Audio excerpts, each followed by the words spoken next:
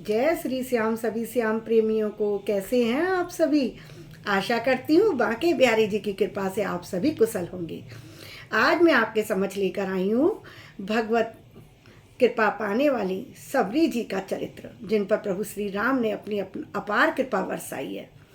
तो मैं शुरू करती हूँ। सबरी बचपन से ही, शैशव अवस्था से ही बहुत अशांत रहती थी। उनका मन, क्योंकि वो भील जाति की थी, तो उनका मन बहुत अशांत रहता था। भोले वाले पशुओं की हत्या देखकर वह सिहर उठती थी। उनको अच्छा नहीं लगता था कि उनकी जाति में ये पशु हत्या क्यों करी जाती है। उनके लहूलुहान देह को देखकर अपनी आंखें बंद कर लेती थी। अकेले कोने में मुंह छुपाकर बहुत रोती रहती थी, बहुत रोती थी। चिंता, शोक और कलेश से ऐसे ही उनका जीवन बीतता जा रहा था और वह धीरे धीरे करके नव यौवन एक कन्या के रूप में बदल गई, नवयुवती बन गई। उनके विवाह की तैयारियां शुरू हो गई हैं। उनका पति, जो जिससे उसका विवाह तय हुआ सबरी का, वो बहुत ही वीर था। एक ही बार से दो दो पक्षियों को मार देता था। तेज से तेज दौड़ता हुआ हिरण भी उसकी आंखों के सामने से ओझल नहीं हो पाता था, बच नहीं सकता था। इतना तेजस्वी था उसका पति, इतना वीर था। प्रशंसा तो सबरी ने भी सुन ली थी सभी के मुख से, लेकिन वो तो प्रसन्न होने के बजाय छटपटा रही थी, भय से कांप रही थी, क्योंकि उनको तो जीव हत्या से बहुत बचपन से ही गिलानी थी। उन्हें अच्छा नहीं लगता था। और अब उन्होंने सोचा कि मेरा तो पति भी जब जीव हत्या करने वाला होगा तो कैसे जीवन काटूंगी, उसके साथ क्या करूंगी। उन्होंने अकेले में ही अपना एक कोने में बैठी बैठी सोचे जा रही हैं, सोचे जा रही हैं। रात भर इसी सोच में लगी रही कि मुझे क्या करना चाहिए। भगवान से कह रही हैं, हे प्रभु, हे मेरे जीवन के प्राणाधार, हे विश्व की प्राणों की रक्षा करने वाले, हे देव, मुझे पाप से बचाइए। मैं अधम से भी अधम मूर्ख स्त्री हूँ। मुझे पथ का ज्ञान नहीं है, मैं किस राह पे चलूँ मुझे नहीं पता। आप मेरी रक्षा करो प्रभु, मैं आपकी शरण में हूँ। प्रार्थना करते करते रात बीती गई, रात बीती जा रही है। सबरी ने अपना रात में निश्चय कर लिया। भगवान ने उनको राह दिखा दी है कि उन्हें क्या करना चाहिए। अर्धरात्रि के समय जब बिल्कुल घनघोर अंधेरा छाया हुआ था, वन में रहती थी ना, घनघोर अंधेरा छाया हुआ है। जीवों की रात में जो जीव आवाज़ करते हैं, उनकी आवाज़ें आ रही हैं। वो ऐसे जंगल में निकल गई हैं अकेले ही, घर में चुपके से। इतने दबे पाँव निकली हैं कि परिवार में कोई भी ना उनको देख सके और ना उनको कोई ढूंढ सके, इसलिए बस चलती जा रही हैं। रात्रि में घोर अंधेरे में भी जंगल के घने रास्तों से निकलती जा रही हैं और छुपती जा रही हैं। कांटे भरी जमीन, कंकड़ भरी जमीन पर चलती जा रही हैं। पैर भी लहूलुहान होते जा रहे हैं, लेकिन उनका मन में बस एक है कि मुझे परिवार से दूर भागना है। क्यों? क्योंकि मुझे विवाह नहीं करना है। क्यों नहीं करना है? क्योंकि मुझे पशु हत्या का पाप अपने सर नहीं लेना है। मुझे उस जीवन को अब नहीं काटना है। मुझे एक सन्यासी का ही जीवन काटना है। बस वो यही सोच रही थी कि कहीं मैं परिवार के हाथ में ना आ जाऊं और इस हिंसा से बचकर ब्रह्मचारिणी बनकर प्रभु का भजन करूं। भागने में उनको अपने ना तो शरीर की सुध रही, ना भूख की, ना प्यास की। और 2 दिन में ऐसे करते करते वो चलते चलते चलते चलते पंपासर पहुंच गई हैं। पंपासर सरोवर के पास पहुंच गई हैं, थक गई हैं। प्रातः काल का समय है। वहाँ पर जो गुरुजी हैं, मतंग ऋषि, वो अपने शिष्यों को उपदेश दे रहे हैं कि पवित्र जीवन के बिना पवित्र परमात्मा की प्राप्ति कोई नहीं कर सकता, क्योंकि जो मनसा वाचा कर्म से पवित्रता का पालन करता है उसी को ही प्रभु की प्राप्ति होती है। सबरी ने समझ लिया था कि मेरा यही उद्देश्य है जीवन का, मुझे यहीं रहना है। तो वो मतंग ऋषि के आश्रम के पास ही छुपकर रहने लगी। उन्होंने, सबरी ने मतंग ऋषि के आश्रम के पास कुटिया बना ली है और वहीं पर उन्होंने छुपकर रहने लगी। और उनके मन में बड़ी इच्छा थी कि उपदेशों को भी ग्रहण कर सकूं, तो छुप छुप के उपदेश सुनने के लिए, सेवा करने के लिए वहाँ पर उन्होंने छुप के जो रहना शुरू किया। और क्या करती थी कि सुबह जल्दी उठ जाती थी, रात्रि पहर में ही, और सरोवर पर जाने वाला जो रास्ता था ऋषियों का, उस मार्ग की खूब सफाई करती थी, खूब उनको झाड़ती थी, उस पर पानी छिड़कती थी, सुगंधित फूल बिछा देती थी। संतों की कुटिया के बाहर लकड़ियों का गट्ठर इकट्ठा करके रखाती थी, जिससे उनको हवन करते समय लकड़ियां इकट्ठी करने के लिए जंगल में ना जाना पड़े। अब तो ये नित्य का कर्म हो गया उनकी सेवा। ये सबरी की नित्य कर्म बन गई कि प्रतिदिन उठती रात को जल्दी, सुबह ब्रह्म मुहूर्त से पहले, क्योंकि ब्रह्म मुहूर्त में तो ऋषि जाग जाते हैं, उनके उठने से पहले मार्ग बुहारना, फूल सुगंधित फूल बिछाना, जल छिड़कना, लकड़ियाँ इकट्ठी करना, रख के आना आश्रम में। अब तो सारे ऋषि अचंभित थे कि ये कौन कर जाता है ये गुप्त रूप से सेवा, ऐसा कौन यहाँ पर आता है जो कि गुप्त रूप से सेवा करके चला जाता है और सामने भी नहीं आ रहा है। मतंग ऋषि ने अपने शिष्यों से कहा कि पता लगाओ अब तो कि ऐसा कौन है इस तपोवन में जो आ रहा है और चोरी से सेवा करके जा रहा है। इसमें उसे पकड़ना बहुत ज़रूरी है, उसका पता लगाना बहुत ज़रूरी है। उन्होंने शिष्यों से कहा है रात में पहरा दिया गया। जब पहरा दिया गया तो सबरी पकड़ में आ गई। सबरी को मतंग ऋषि के सामने लाया गया है।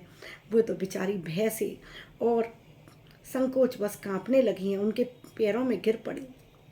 और भक्तमयी भिलनी को देखकर मतंग ऋषि की आंखों से आंसुओं की धारा बहने लगी कि ऐसी शिक्षा जो कि सामने भी नहीं आ रही है और गुप्त रूप से सेवा करी जा रही है। उन्होंने उसके हृदय के जो प्रेम था, सरलता थी, उसको पढ़ लिया मतंग ऋषि ने और उसके ऊपर अपना प्रेम बरसा रहे हैं अश्रुधारा के रूप में। मतंग ऋषि भगवत भक्ति के प्रभाव को बहुत अच्छी तरह से जानते थे। उन्होंने तुरंत समझ लिया और शिष्यों से बोले कि भक्ति के प्रभाव से ये इतनी पवित्र है कि इसके ऊपर कोटि ब्राह्मण भी न्यौछावर हो जाएं। मतंग जी ने शबरी को आश्रम के पास में ही एक कुटिया दे दी कि तुम यहाँ रहो। अब इस बात का विरोध उनके बहुत सारे ऋषियों ने उठाया कि नहीं, ये तो तुमने बहुत गलत किया है। मतंग ऋषि से सब लोग बहुत बुरा मान गए कि आपने ये सही नहीं किया है, इनको एक भील जाति की महिला को आपने यहाँ पर जगह दे दी। लेकिन मतंग ऋषि अपनी बात पर अडिग रहे हैं, उन्होंने कुटिया दे दी है। सबरी जो थी वो रात में सेवा का उन्हें अपना जो नित्य नियम बना रखा था वो करती रहती थी। एक दिन क्या होता है, उनको थोड़ी सी विलम्ब हो जाता है। उस समय एक संत से वो स्पर्श कर जाती हैं, सफाई करते समय मार्ग की स्पर्श कर जाती हैं और वो संत सबरी को बहुत बुरा भला कहते हैं कि तुम्हारी वजह से मैं अपवित्र हो गया, तुम्हारे शरीर से मेरा जो स्पर्श हुआ है उससे मेरे को दोबारा स्नान करना पड़ेगा। एक भगवत भक्त का अपमान किया। और ऐसा करने के बाद सबरी तो अपनी मस्ती में लीन रहती थी, भगवान के ध्यान में लीन रहती थी, तो उनका संत की बात पर तो कोई ध्यान गया नहीं। वो अपनी भक्ति में चली जा रही हैं, बस अपना काम करे जा रही हैं। और वो संत जब स्नान करने पंपासर में गए हैं सरोवर में, तो देखते हैं कि उसमें तो कीड़े पड़ गए हैं और उसका जल रक्त के भांति लाल हो गया है। अब तो और भी सब संत परेशान हो गए, कहना इसी के ही कुछ पापों की सज़ा हम लोगों को मिल रही है कि एक जो सरोवर था वो भी गंदा हो गया।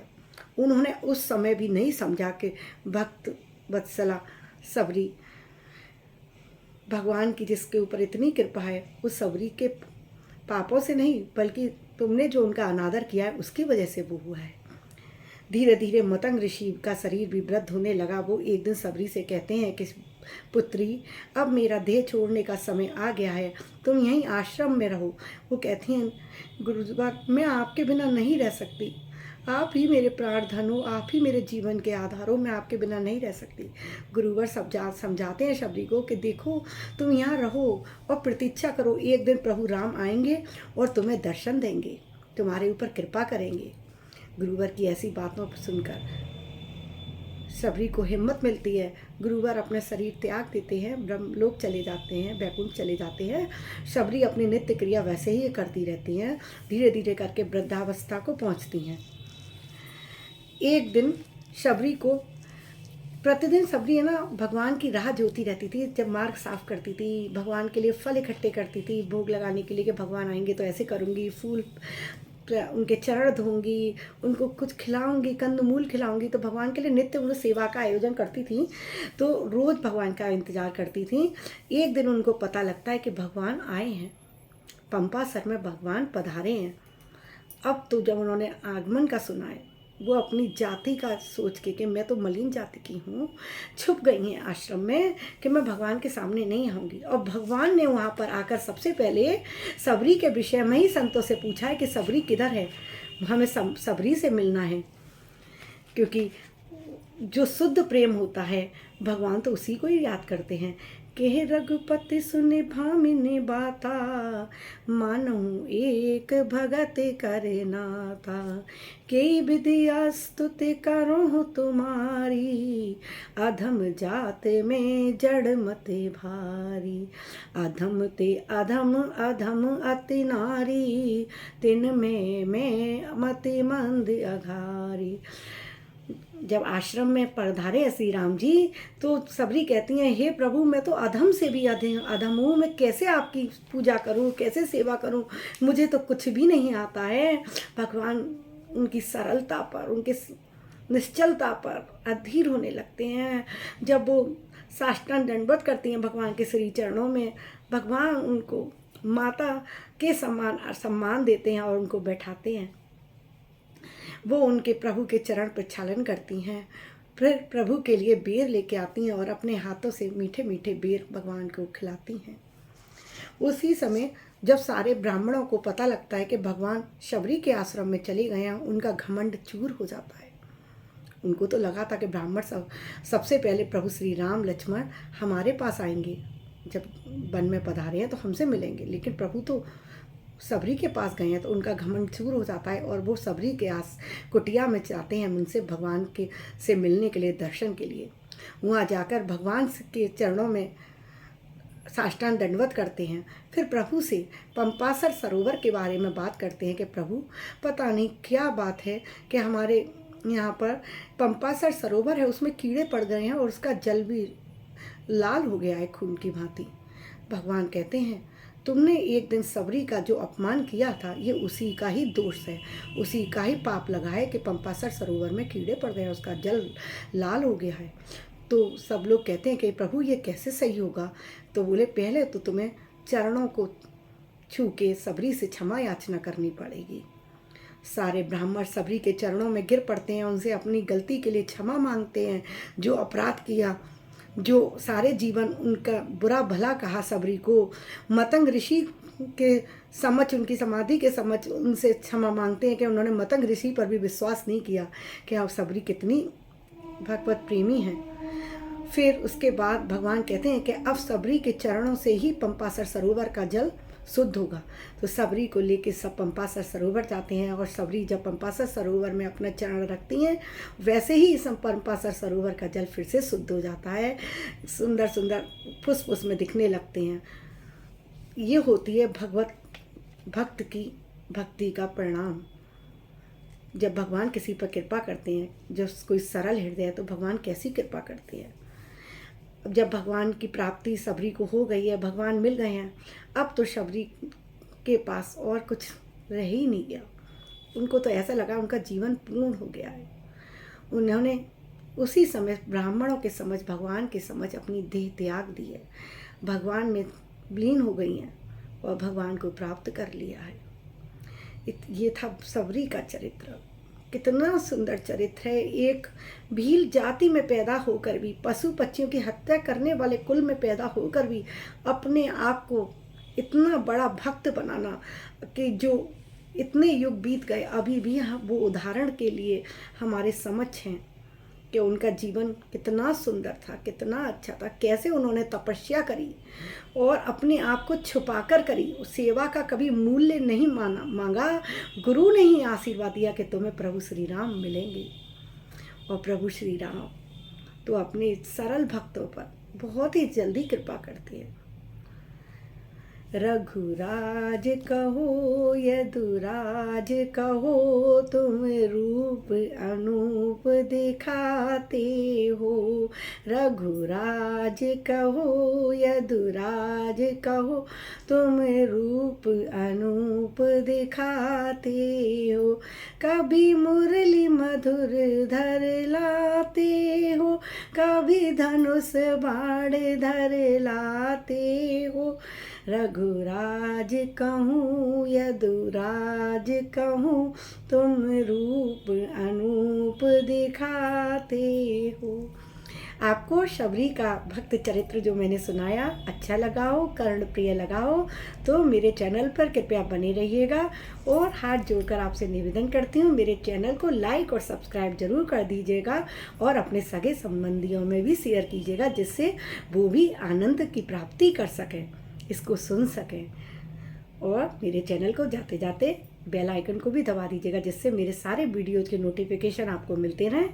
अभी के लिए विदा लेती हूँ। राधे राधे।